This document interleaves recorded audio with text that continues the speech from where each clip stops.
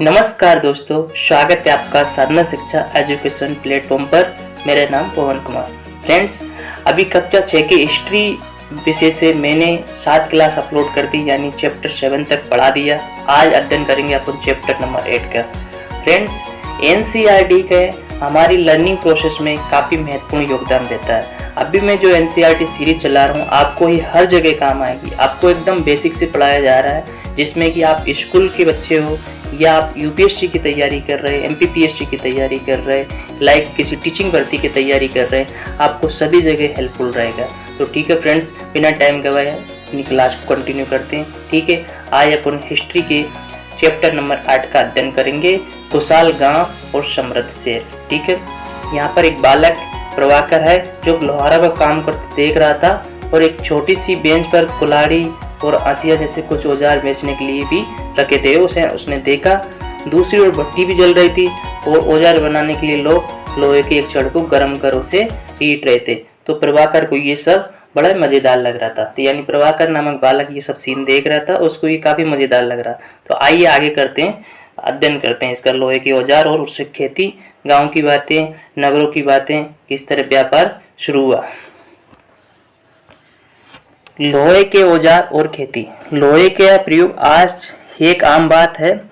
लोहे की चीजें हमारी रोजमर्रा की जिंदगी का एक हिस्सा बन गई है। इसे उपमहाद्वीप में लोहे का प्रयोग लगभग 3000 साल पहले शुरू हुआ था। महापाषाण कब्रों में लोहे के औजार और हथियार बड़ी संख्या में मिले हैं। इनके बारे में तुम अध्याय 4 में पढ़ चुके हैं। यानी कि 3000 साल पहले महापाषाण की कब्रों में लोहे के औजार मिले, इस बात को अपन कक्षा अध्याय 4 में पढ़ चुके हैं।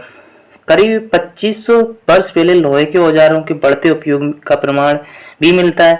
इनमें जंगलों को साफ करने के लिए कुल्हाड़ियों और जुताई के लिए हलों के फाल शामिल है। अध्याय 5 में अपन ने ये बात पढ़ी थी। ठीक है, यहाँ पर कुछ औजारों के चित्र हैं, आप लोग देख लीजिए फ्रेंड्स। देख लीजिए उसमें क्या कौन कौन से औजार है। सड़ासी है, कुल्हाड़ी है और आसिया। ठीक है, आगे पढ़ते हैं। कृषि उत्पादन बढ़ाने के लिए उठाए गए अन्य कदम, यानी कृषि का उत्पादन बढ़ाने के लिए कौन कौन से कदम उठाए गए वो देखते हैं। समृद्ध गांवों के बिना राजाओं तथा उनके राज्यों को बने रहना मुश्किल था।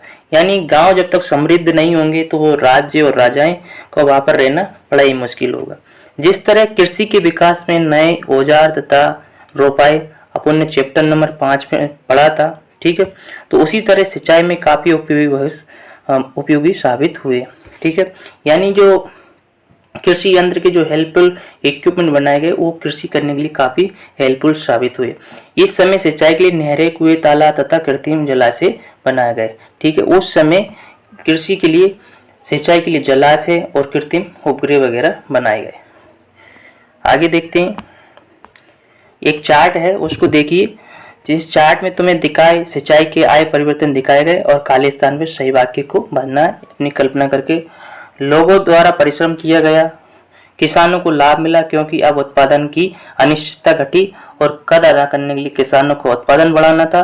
राजाओं ने सिंचाई की योजना बनाई और धन खर्च किया। देखिए ये चार्ट देख लीजिए और चार्ट को अंडरस्टैंड करके आगे बढ़ना है। राजा को सेना, महल और किले बनवाने के लिए धन चाहिए थे, इसलिए वो किसानों से कर लेते थे और ये सिंचाई संभव हुई कुएं आदि, यहाँ पर खालिस्तान आ जाएगा, खालिस्तान में जाएगा कुएं आदि सिंचाई के कृत्रिम इक्विपमेंट बनवाने से। ठीक है, और आगे है कृषि उत्पादन बढ़ा और तो राजस्व भी बढ़ा। ठीक है, और ये 5-6 नंबर पे भी अपने हिसाब से अंडरस्टैंड कीजिए कि सिंचाई बढ़ी है तो उत्पादन भी किस तरह बढ़ा। ठीक है फ्रेंड्स, आगे देखते हैं गाँव में कौन रहते थे। ठीक है, गाँव में कौन रहते थे। इस उपमहाद्वीप के दक्षिणी तथा उत्तरी हिस्सों के अधिकांश गांवों में कम से कम 3 तरह के लोग रहते थे। यानी उपमहाद्वीप के दक्षिणी तथा उत्तरी हिस्सों में अधिकांश गांवों में कम से कम 3 तरह के लोग रहते थे। यानी और भी कैटेगरी के लोग रहते थे, लेकिन अब यहाँ पर कम से कम अपन 3 तरह के लोग की बात करेंगे। अगर आप बात करें तमिल क्षेत्र में बड़े भूस्वामियों को बड़े भूस्वामियों को क्या कहते हैं, ये इंपॉर्टेंट शब्द है एग्जाम की दृष्टि से। तमिल क्षेत्र में तो इनको बेलिल्लाह कहते थे। ठीक है, बेलिल्लाह कहते थे।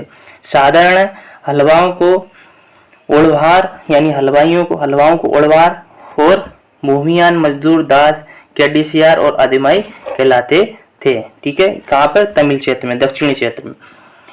देश के उत्तरी हिस्से में गांव का प्रधान, देश का जो उत्तरी भारत है, उत्तरी हिस्से में गांव का प्रधान व्यक्ति ग्राम भोजक कहलाता था। यानी जब गांव का प्रधान होता था वो ग्राम भोजक कहलाता था, और अक्सर एक ही परिवार के लोग इस पद पर कई पीढ़ी तक बने रहते थे। यानी जो ग्राम भोजक होता था वो कई पीढ़ियों तक, पीढ़ी यानी इस पीढ़ी में अभी उसके पिताजी, उसके आने वाले समय में उसका बेटा रहेगा, इस तरह ये पीढ़ी दर पीढ़ी चलता रहता था। यानी कि एक पद आनुवंशिक था। ग्राम भोजक के पद पर आमतौर पर गांव का सबसे बड़ा भूस्वामित्व रहता था। यानी ग्राम भोजक के पद पर आमतौर पर देखा जाता था गांव का जो सबसे बड़ा जमींदार होता, पैसे वाला होता था, तो वो व्यक्ति ग्राम भोजक का पद धारण करता था। साधारणतः इनकी जमीन पर इनके दास और मजदूर काम करते थे। नॉर्मली इनकी जमीन पर इनके दास और मजदूर काम करते थे। इसके अतिरिक्त प्रभावशाली होने के कारण प्राय राजा भी कर वसूलने का काम इन्हीं को सौंप देते थे। यानी कि राजा को भी इतना टाइम नहीं होता था, तो एक एरिया विशेष के यानी गांव का जो कर वसूलने की जिम्मेदारी इसी ग्राम भोजक के ऊपर राजा लोग सौंप देते थे, और न्यायाधीश का काम भी और पुलिस संबंधित काम भी इसके ऊपर सौंप देते थे। ग्राम भोजकों के अलावा अन्य स्वतंत्र कृषक भी होते थे जिन्हें गृहपति कहते थे। यानी गांव में सबसे जो मुखिया रहता था उसको ग्राम भोजक कहते थे, लेकिन जो छोटे वर्ग के किसान थे उन्हें गृहपति कहते थे। ठीक है, गृहपति कहते थे उनको, जिनमें तो ज्यादातर छोटे किसान ही होते थे। इसके अतिरिक्त कुछ ऐसे स्त्री पुरुष थे जिनके पास अपनी जमीन नहीं होती थी। इनमें दास, कर्मकार आदि आते थे। ऐसे किसान जिनके पास जमीन वगैरह नहीं होते थे तो वो लोग क्या दास और कर्मकार की श्रेणी में आते थे, जिन्हें दूसरों की जमीन पर काम करके अपनी जीविका चलानी पड़ती थी। अधिकांश गांवों में लोहार, कुम्हार, बढ़ई तथा बुनकर जैसे कुछ शिल्पकार भी होते थे। गांव में जब शिल्पकार की अगर बात करें तो लोहार, कुम्हार, बढ़ई तथा बुनकर जैसे अपन देखते थे। आप लोग भी अपने पिताजी, दादाजी लोगों से बात कर सकते हैं कि किस तरह शिल्पकार, बढ़ई गांव में रहते थे। ठीक है, यहाँ पर एक संक्षेप में कुछ प्राचीन तमिल रचनाएं देख लेते हैं। तमिल की प्राचीनतम रचनाओं का संगम साहित्य कहते हैं। इनकी रचना करीब 2300 साल पहले की गई है। इन्हें संगम इसलिए कहा जाता है क्योंकि मधुरै, इसको अपन मानचित्र क्रमांक 7 पर पृष्ठ क्रमांक 105 के पर देखेंगे। कवियों के सम्मेलन में इनका संकलन किया जाता था। गांव में रहने वालों के जिन तमिल नामों को उल्लेख यहाँ किया गया वे संगम साहित्य में पाए जाते हैं। अब नगर क्या कहता है, क्या कहती है नगर की कहानियां, ये सब आगे देखते हैं। ठीक है, तुमने जातकों के बारे में सुना होगा। ये वह कहानियां है जो आम लोगों में प्रचलित थी। बौद्ध भिक्षुओं ने इनका संकलन किया था। या एक जातक कथा दी गई है जिससे ये बताया गया कि एक निर्धन किस तरह धीरे धीरे धनी बन जाता है। देखिए, एक निर्धन की कहानी यहाँ पर पढ़ लीजिए। एक स्टोरी है। एक शहर में एक गरीब युवक रहता था। उसके पास एक मरे हुए चूहे के अलावा कुछ नहीं था। उसने चूहे के एक सिक्के में एक भोजनालय वाले को बिल्ली के लिए बेच दिया।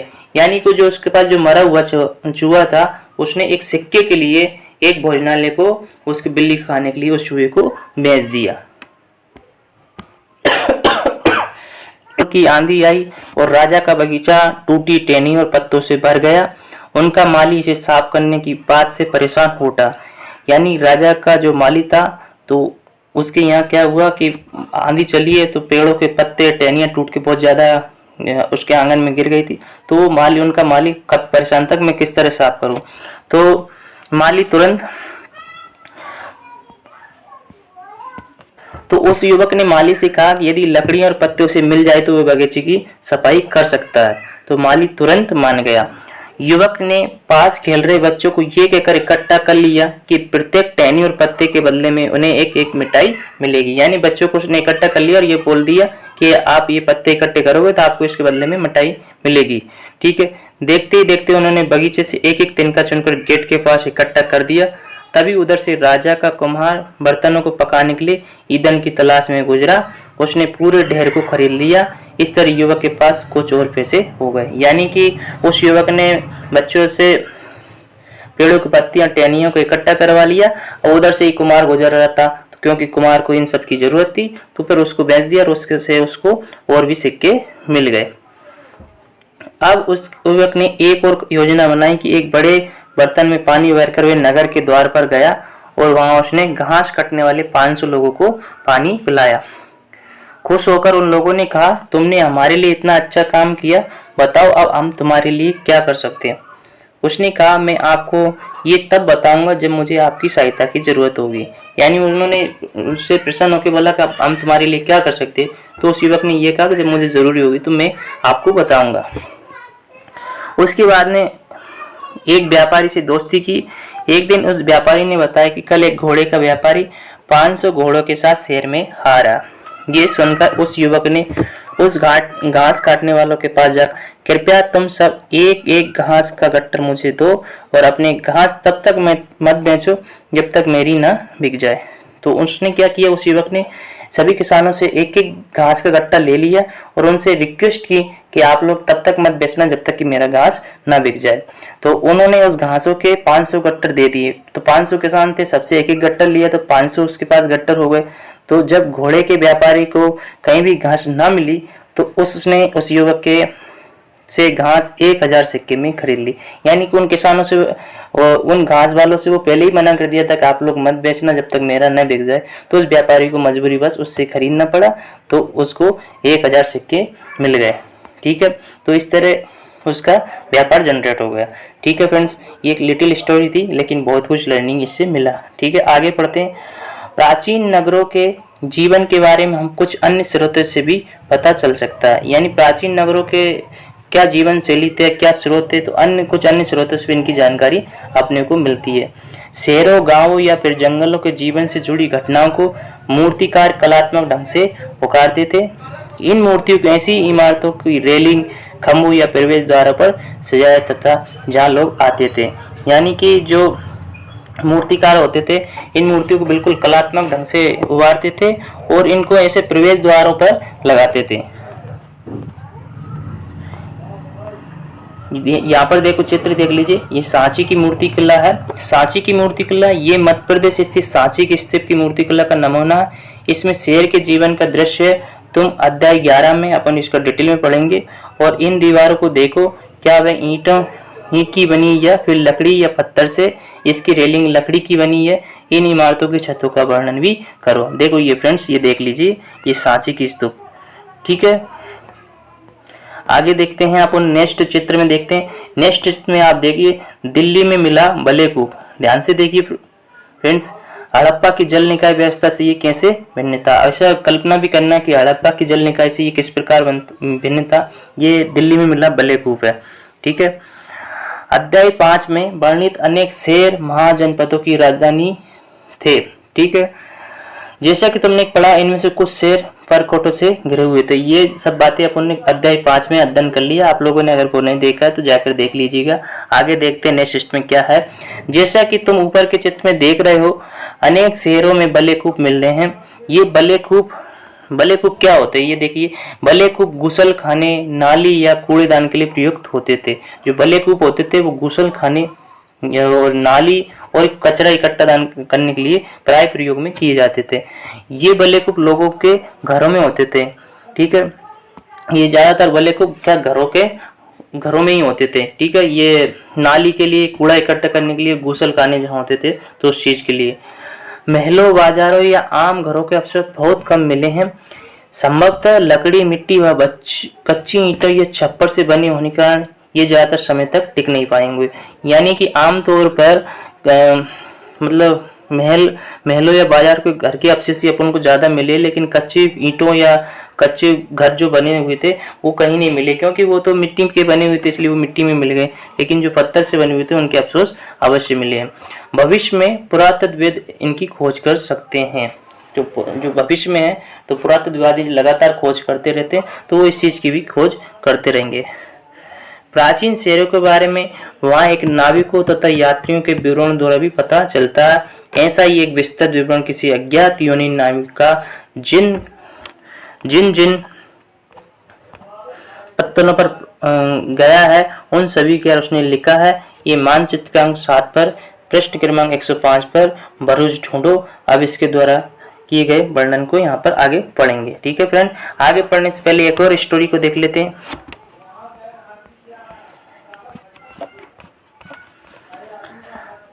जो भरूच का यूनानी नाम की कहानी। बेरीगजा का संकरी खाड़ी में समुद्र से आने वालों के लिए नाव चला पाना बहुत मुश्किल होता था। यानी बेरीगजा की सकरी खाड़ी में समुद्र से आने वाले लोगों के लिए नाव को चला पाना बहुत मुश्किल होता था। राजा के द्वारा नियुक्त कुशल और अनुभवी स्थानीय मछुआरे ही यहाँ जहाज ला सकते थे। यानी जो ट्रेंड वो लोग थे, नाविक लोग, वही वहां पर ला सकते थे। बेरीगजा में शराब, तांबा, टिन, शीशा, मूंगा, पुखराज, कपड़े, सोने और चांदी के सिक्कों का आयात होता था। हिमालय की जड़ी बूटियां, हाथी दांत, गोमेद, कार्नियल, सूती कपड़ा, रेशम तथा इत्र यहाँ से निर्यात किए जाते थे। राजा के लिए व्यापारी विशेष उपहार लाते थे। इनमें चांदी के बर्तन, गायक, किशोर, सुंदर औरतें, अच्छी शराब तथा उत्कृष्ट महीन कपड़े शामिल होते थे। ठीक है फ्रेंड्स, अब आगे देखते हैं सिक्के। आज सिक्के के बारे में थोड़ा सा देख लेते हैं। आज सिक्के सामान्यतः आयताकार और कभी कभी वर्गाकार या गोल होते थे। तो आज सिक्के क्या होते थे? सामान्यतः आयताकार और कभी कभी वर्गाकार या गोल भी होते थे।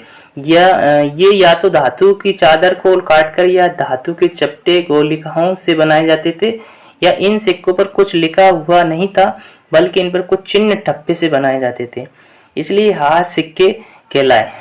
ये सिक्के उपमहाद्वीप के लगभग अधिकांश हिस्सों में पाए जाते थे और ईसा की आरंभिक सदियों तक ये प्रचलन था।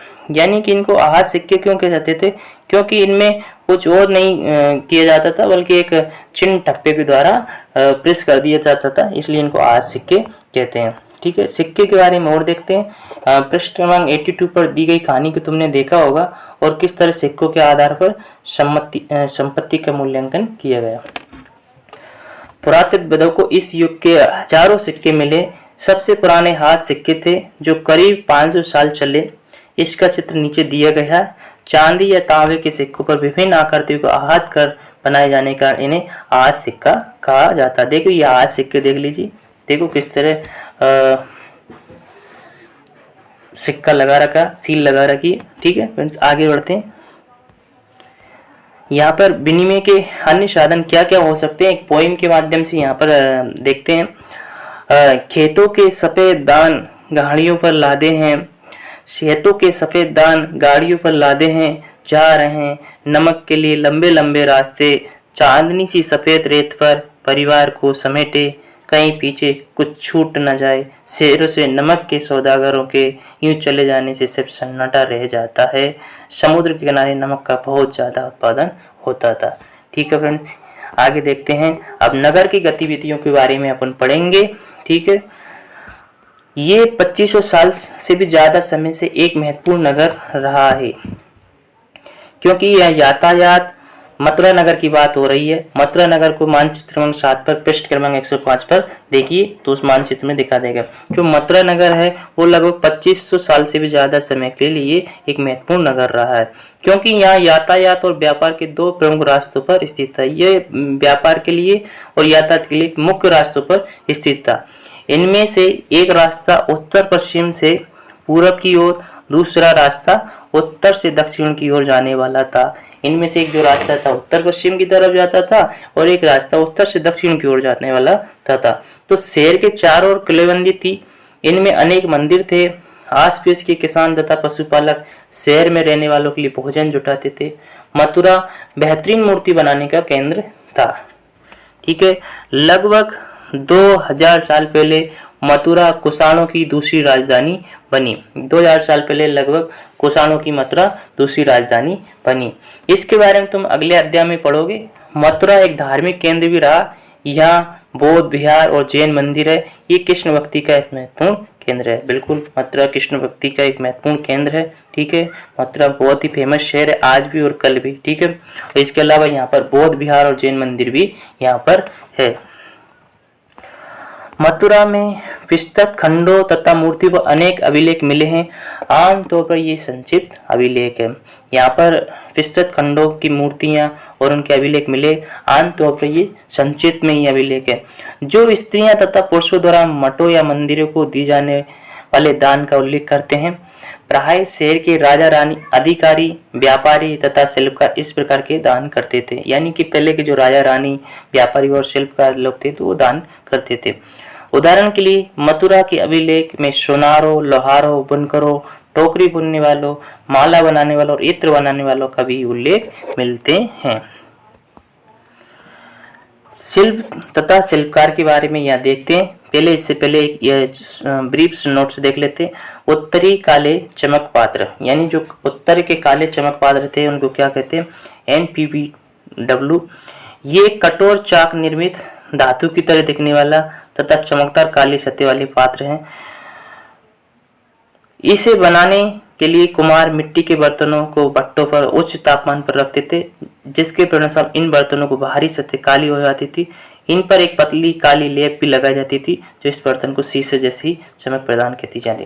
यानी जो काले बर्तन है इसको कुम्हार बेहद उस पर पकाते थे और इन पे काली कटोर की निर्मित चाक से भी लेप करते थे जिससे ये चमकते थे। ठीक है, उत्तरी काले चमक पात्र। अब यहाँ पर शिल्प का तथा शिल्पकार के बारे में पढ़ते हैं।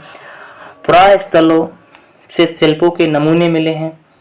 इनमें मिट्टी के बहुत ही पतले और सुंदर बर्तन मिले जिन्हें उत्तरी काले चमकीले पात्र कहा जाता है, क्योंकि ये ज्यादातर उपमहाद्वीप के उत्तरी भाग में मिले हैं।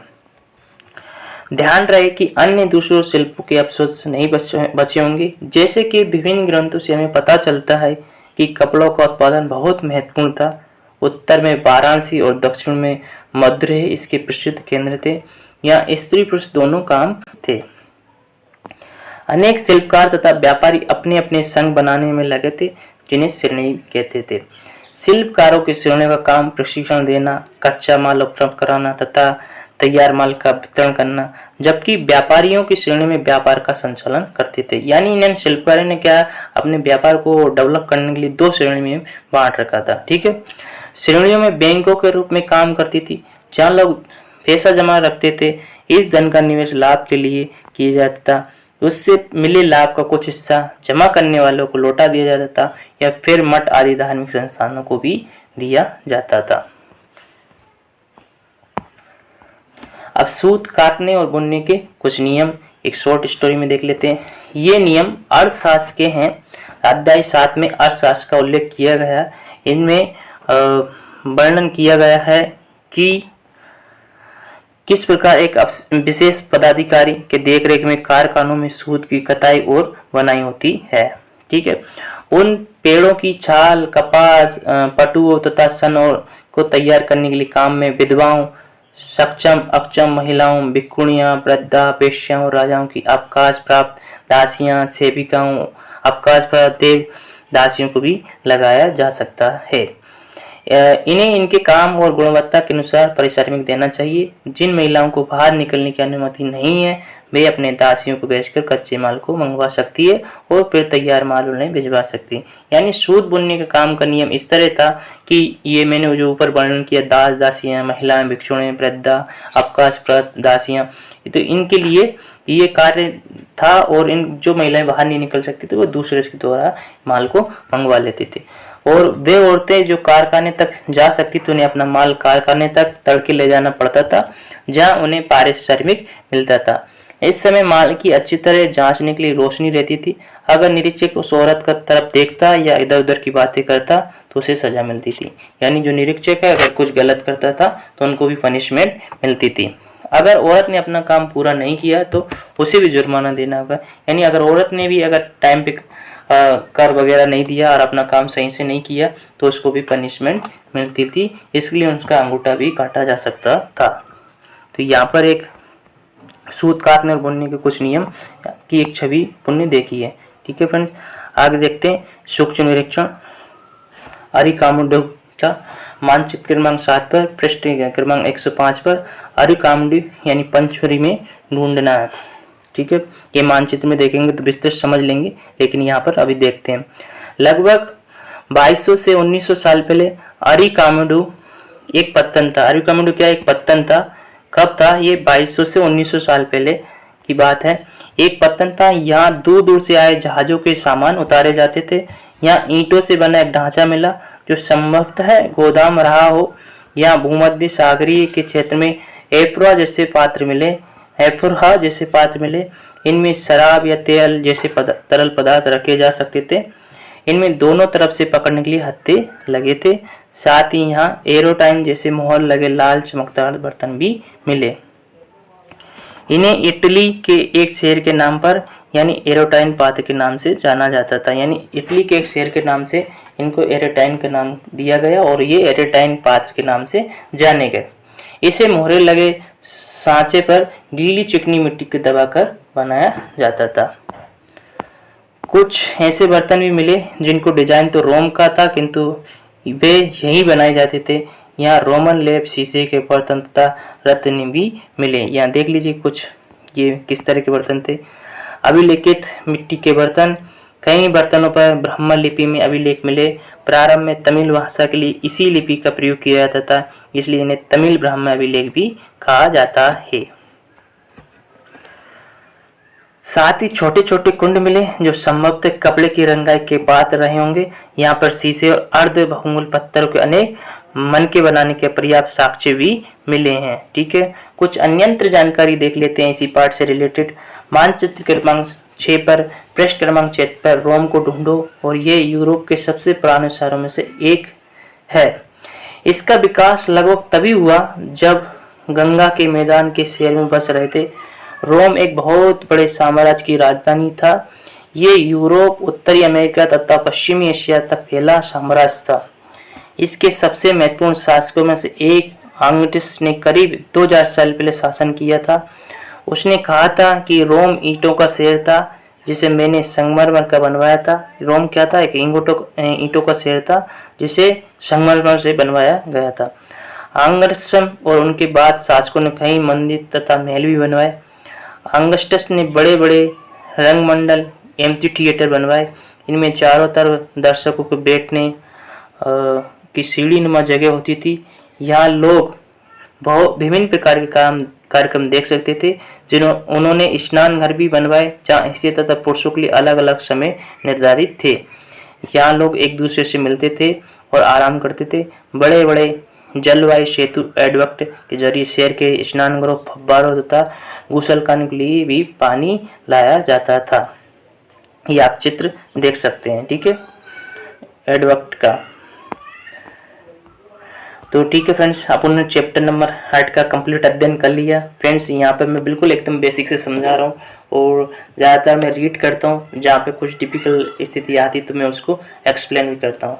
तो ठीक है फ्रेंड्स, आपको ये एनसीईआरटी सीरीज बिल्कुल अच्छी लग रही है? अगर अच्छी लग रही है तो अपने फ्रेंड्स लोगों को भी शेयर करें। यहाँ पर आपको कम्प्लीटली 6 से लेकर 10 तक की कंप्लीट एनसीईआरटी का मिलेगा।